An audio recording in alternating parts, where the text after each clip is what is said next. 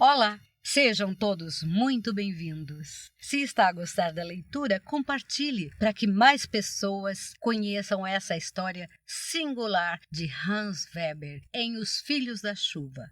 E prestigie o autor comprando o livro físico. O link está logo abaixo na descrição do vídeo. Sexta memória.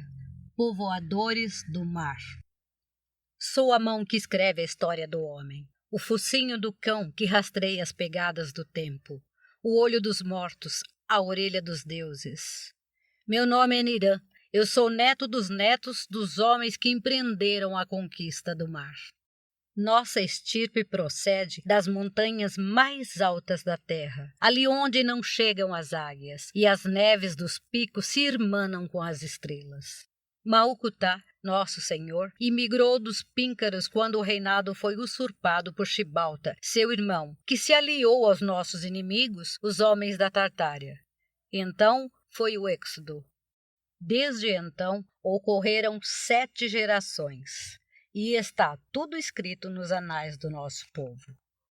Meus antepassados desceram das montanhas e chegaram ao país dos santos, que fazem penitências atravessando a própria pele com paus e cravos, e que ao som das flautas sabem amestrar serpentes. Vindos do país dos santos, chegaram à nação do elefante branco, onde a terra é plana. Atravessaram estepes hostis, desertos estéreis, florestas inóspitas, onde o tigre é o rei. Da nação do elefante branco, passaram ao império dos homens de pele amarela, cujas mulheres deformam os pés, e cujos pagodes tanto se adora o vento quanto a água, o fogo e o bicho da seda. Levaram minhas 2 gerações a cruzar o império. Muitos dos nossos trouxeram dali suas mulheres, rígidas para o trabalho, insolentes e altivas diante do sofrimento, humildes e serviçais com o homem, e doces para o amor. Nunca descansaram os olhos de Maucutá ante a majestade do mar. Chegou-lhe a noite no ano 27 da diáspora. Foi enterrado em um lugar que na língua do povo do império significava terra do dragão e da amendoeira. E sua tumba foi coberta com milhares de flores de loto, orvalhadas com as lágrimas do teu povo. Foi nos tempos de Chuchumatique, seu neto, que chegaram à costa e acamparam. Vamos contentar-nos, disse-lhes, com ser sempre estrangeiro em terras dos outros? Construamos todas as naves que necessitamos, cruzemos o mar e povoemos as ilhas, onde seremos. E assim foi. Foi Chuchumatique quem disse a Toiu, seu irmão, de quem descendo, o encarregado de escrevê-lo, assim como a história do nosso êxodo, honra hereditária que chegou até mim. No país das mulheres dos pés deformados, onde cresce o arroz e nasce o bicho da seda, muito aprendemos. Grandes foram os tesouros que lá nos legaram. O mais precioso, a escrita, porque os meus primeiros antepassados não a conheciam. Eis porque sou agora a mão que escreve a história do homem, o focinho do cão que rastreia as pegadas do tempo, o olho dos mortos e a orelha dos deuses. Chegamos à ilha dos cangurus, habitada por gentes de caras disformes e tão rudes que se comem entre si. Mas possuem um pauzinho mágico que arrojam contra pássaros e macacos, e a arma retorna sozinha à mão de quem lançou. Mais além, na direção em que nasce o sol, muito poucas ilhas eram habitadas, e mais longe, nenhuma. Minha estirpe foi povoando geração após geração as ilhas do mar. Uns ficaram ali para sempre, outros adotaram como lema não descansar em nenhuma e seguir sempre, a outra mais distante, e dali a outra, até que meus antecessores chegaram a Rapa Nui, que supunham não tivesse um além. Ali permanecemos por 3 gerações. Trouxeram de outras ilhas vulcânicas, por onde já tinham passado, pedras para lavrar e erigiram efígies colossais aos seus deuses. Em Rapa Nui tive o privilégio de nascer e de participar na grande aventura, porque foi do meu berço que se deu o último grande salto para a conquista da terra. Naquele tempo, havia um homem chamado Wee-Pee-Wee, que se achava à costa, à noite, jogando redes, quando acreditou ver uma luminosidade intermitente sobre o mar. Era como um grande fogaréu difuso, um vago resplendor, um piscar de luzes, onde antes só havia sombras. Atemorizado, correu para dentro para despertar o seu amo, pois ele era apenas um isca e trabalhava para o trem. Então disse-lhe o amo: deixa que teu senhor descanse, se não quiseres que te mande cravar espeto sob as unhas dos pés. Perdeste o entendimento, homem sem juízo? Onde ouviste dizer que o mar pode arder? Diante da insistência de Itka, levantaram-se o amo e os outros homens da casa e dirigiram-se à costa. Foram eles que, aos gritos, despertaram a cidade para que contemplássemos o que eles já haviam visto. O resplendor era como aquilo que se divisa abaixo da linha do horizonte quando vai sair a luz, mas não era da cor do leite, e sim da cor do sangue, e não era uma luz quieta, mas faiscante, como se um dragão que deitasse fogo pelos olhos os abrisse e fechasse continuamente.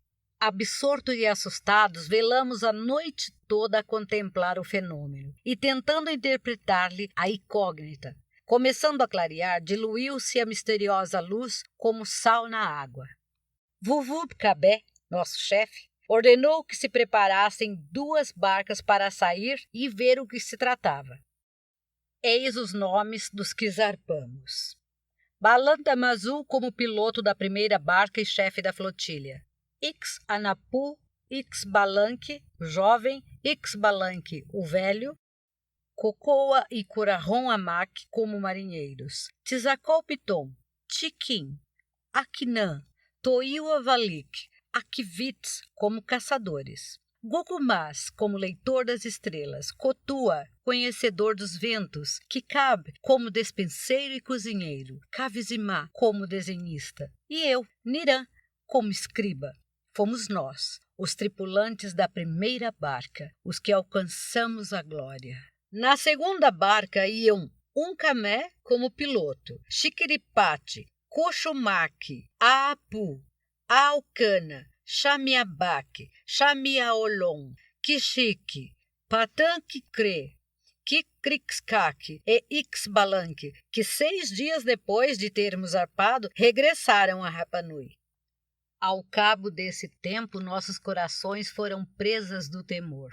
Desde o amanhecer, navegávamos em meio a uma neblina tão espessa que era difícil para os que íamos em uma barca divisar a outra, e a neblina cheirava a cinza e fumaça. À tarde o vento soprou forte e a nuvem que nos cobria começou a desfranjar-se como roupa velha e apodrecida. E tão logo o sol penetrava e podíamos ver com clareza, tão logo tornava-nos a cegar.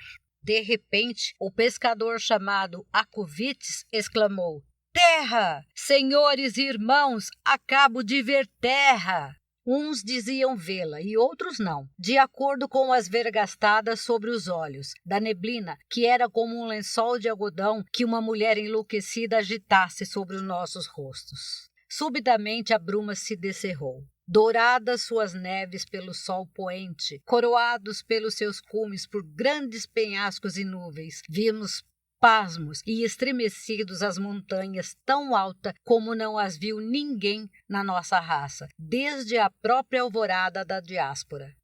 Um de seus píncaros vomitava fogo e pedras incandescentes que perfuravam a tela azul do firmamento, até incrustarem-se na região onde habitam os deuses.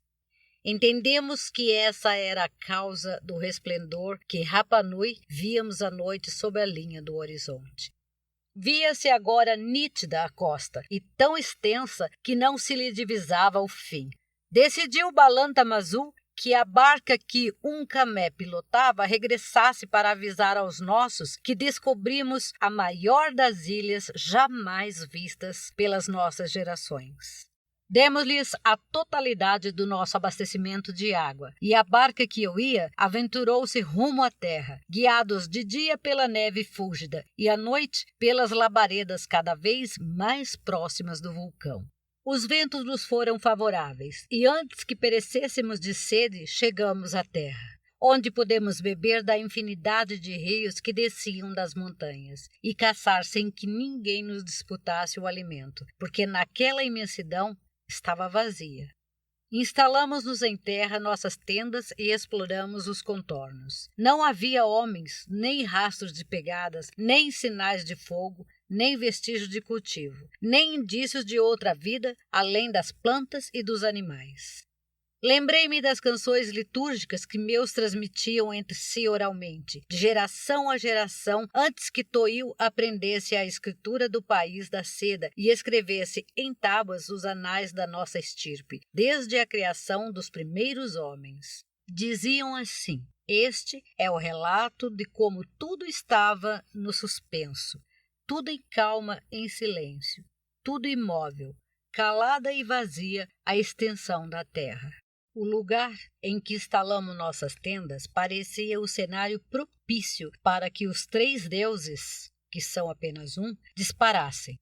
Que clareie, que amanheça o céu na terra. Não haverá glória nem grandeza em nossa criação até que exista a criatura humana, o homem formado. Aquelas paragens pareciam escolhidas pelos deuses antes que existisse o homem para planejar a sua criação. Porque o homem formado não aparecia por parte alguma. As nossas vozes eram as únicas que se espargiam pela face da terra.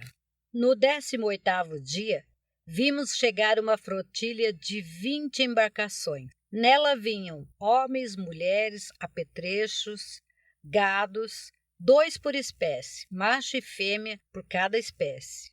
Que é isso? Interrogamos. Por acaso abandonaram nossos pais em Rapa Nui, a terra-mãe em que nascemos, e deixaram ali abandonadas as estátuas que erigimos aos deuses e os mortos que enterramos? Assim era. Por mais de 15 meses costeamos em direção ao norte a enorme ilha para encontrar-lhe os contornos. E não encontramos. Tampouco encontramos, em todo esse tempo, homem algum. O que é isso? Diziam-nos, toda essa terra é nossa? Tão grande é nossa herdade? Bordejamos grandes desertos, sempre limitados por montanhas inacessíveis. E nos detivemos em vales férteis, onde acampávamos até esgotarem os frutos. Mas a vontade de nossos caudilhos era continuar sempre, com insaciável sede de longes. Este é o relato de como chegaram os homens aos confins do mundo, porque além nada há. Com isso, cumpriu-se o mando dos deuses, quando disseram aos primeiros nascidos: ide e estendei-vos por toda a terra. E chegou um tempo em que Ixbalanque, que comandava uma expedição terra adentro, comunicou-nos que havia achado o contorno da ilha. De umas alturas muito próximas, disse-nos, do outro lado da terra divisei o mar. Kavizima, o desenhista, Kotua, o conhecedor dos ventos, Balanta Mazu, que substituíra o comando do povo a Vuvucabé, após a morte deste, acompanharam-no. Também eu os segui, para deixar testemunho. Não foi a visão do outro mar o que nos espantou, mas a imensidão de costa que daquela altura se vislumbrava. A língua de terra estava coberta por espessa floresta e avançava para o noroeste, até perder-se a distância sem que, em momento algum, se constatasse que as 2 costas se juntavam. Ixbalanque errara. Estávamos em uma ilha imensa, sim, já que víamos 2 mares, mas não chegáramos ao extremo do seu contorno. Como a temperatura fosse mais aprazível que a da costa, onde a atmosfera ardia, os mosquitos engordavam as custas do nosso sangue e do das bestas que levávamos, decidimos permanecer naquelas alturas até o amanhecer. A brisa era suave como o som de flauta, e as estrelas se admiravam de ver um grupo tão pequeno da nossa espécie naquela terra de tão infinitas dimensões. 2 meses mais continuamos costeando. Às vezes, 1 ou 2 barcos se aventuravam pela desembocadura dos rios, terra adentro. Nas bordas, centenas de grandes lagartos compridos, como 2 homens, dormitavam tranquilos. Orquídeas crespas cresciam selvagens no solo e trepavam pelas árvores. E entre as cobras frondosas voavam os papagaios. Outros homens incursionavam por terra. Dizia-nos que o outro mar continuava ali, às vezes mais próximos, outras vezes mais distantes, porque as costas tão logo se aproximavam e se separavam. Traçavam formas caprichosas que Gazivimá desenhava minuciosamente. No entanto, nunca se divisou o final da ilha. As naves estão cansadas, disse-lhes. Os bichos comem a madeira de suas quilhas. E os panos que recolhem os ventos estão dilacerados. Os gados que trazíamos morreram com as intempéries. O que faremos? O povo também está cansado, Balanta Mazu, disse Contua, o que conhecia os ventos. As mulheres parem a bordo e abandonamos nossos mortos em terras distantes. Muitos são os que murmuram. Replicou Ixbalanque o velho. Vimos toda a espécie de terras. Altas e baixas, férteis e desertas, desnudas ou providas de bosques, úmidas e secas. Nossa herdade é grande, escolhamos a mais conveniente e nela construamos uma cidade. Após muito deliberar, decidiram que uma expedição de 10 homens se internasse pela última vez. Que chegassem ao outro mar e trouxessem notícias sobre se no caminho havia boas terras, de clima temperado, com bosques próximos e árvores frutíferas. 36 dias tardaram eles sem regressar. O outro mar, declararam, já não está como era antes, ao alcance de nossa vista. A terra se alargara de novo desaforadamente, e quanto mais ao norte se deslocavam, mais aumentava a distância entre a costa que se vê nascer o sol e a que se vê morrer. No entanto, entre grandes montanhas haviam atravessado uma meseta que reunia tudo quanto se poderia desejar: água, pasto, madeira, mel e um clima temperado e bonançoso. Além disso, acrescentaram, o ônix, o jade, o topázio, a obsidiana e a malaquita se encontram à flor da terra, sem que se precise revolvê-la. E exibiram aos chefes amostras colhidas só de agachar-se. Uma das pedras, de puríssimo jade, era grande como a cabeça de um homem. Aquilo aconteceu na 4ª lua do ciclo 156, na iniciação da diáspora. E aconteceu que construímos nossa cidade sem muralha alguma para defender-nos, porque não havia de quem. Quando, ao despertar, vimos descer das montanhas que rodeavam o nosso vale incontáveis seres. Quem seriam? De onde vinham? Que estranha raça era a sua? Perguntaram-se o mesmo quando nos tiveram cercados e viram Balazan Tamazu sair da sua tenda, revestido de todos os seus atributos de mando, desarmado e com as mãos levantadas em gesto de paz, com todo o seu povo reunido à volta. Contemplamos-nos em silêncio. Se era grande a admiração deles ao ver-nos, não era menor a nossa ao contemplá-los. Se nossa pele era branca, a deles escura. Se nosso rosto era afilado, o deles largo. Nosso nariz era longo e afilado, o deles achatado e esparramado. Liso o nosso cabelo e o deles crespo. Nossa estatura pequena, como raça oriunda das montanhas, alta e robusta a deles. Vestiam-se com menos aparato que nós. Não usavam toucados de plumas de algodão, nem adornavam com colares. Entretanto, não eram bárbaros, como as tribos que, segundo os anais, encontraram nossos pais na ilha do Canguru. Por gestos e trejeitos, e não por seu estranho linguajar incompreensível, entendemos o que nos perguntavam. De onde sois? Por onde chegastes? Que fazeis aqui? Que quereis? Escrevi em minha tabuinha de cera que vínhamos das terras onde o sol se põe. Os que pareciam chefes contemplaram e tornaram a contemplar minha escrita. Passaram-na de mão em mão. Não entendiam. Mas o que de fato compreendemos é que sabiam que aquilo era uma forma gráfica de se exprimir. Apagaram a cera e com um pau afiado fizeram outros sinais que me mostraram e que eu não entendi. Interveio então Casimá, o desenhista, traçou a silhueta de nossas naves, 20 naves, e indicou que procedíamos da terra onde o sol se esconde. Isto sim, entenderam, e muito excitados passaram o desenho uns aos outros entre grandes exclamações. Todos eles carregavam feixes de lança às costas e uma espada curta de pedra obsidiana na mão. Jogaram ao chão estas últimas em sinal de paz e entregaram uma lança a Balanta-Mazu, pedindo-lhe com gestos que a quebrasse. Este assim o fez, e cada um deles quebrou uma das suas. Nós os chamamos Olmecas, que em nossa língua significa os achados, e eles a nós, os maias, que na língua deles quer dizer os que vieram. E deles aprendemos tudo quanto sabiam, e nós ignorávamos. E eles, o que nós sabíamos, e eles não. E floresceu a sabedoria na nova terra. E fomos luz do orbe e exemplo para as nações. E nossos deuses se irmanaram. E nossas mulheres cruzaram com eles, e as suas conosco, cumprindo-se assim o mandamento da origem, que diz: Ide e multiplicai-vos. E este que o conta dá testemunho, e põe como testemunha o coração do céu, de que sua palavra é verdadeira.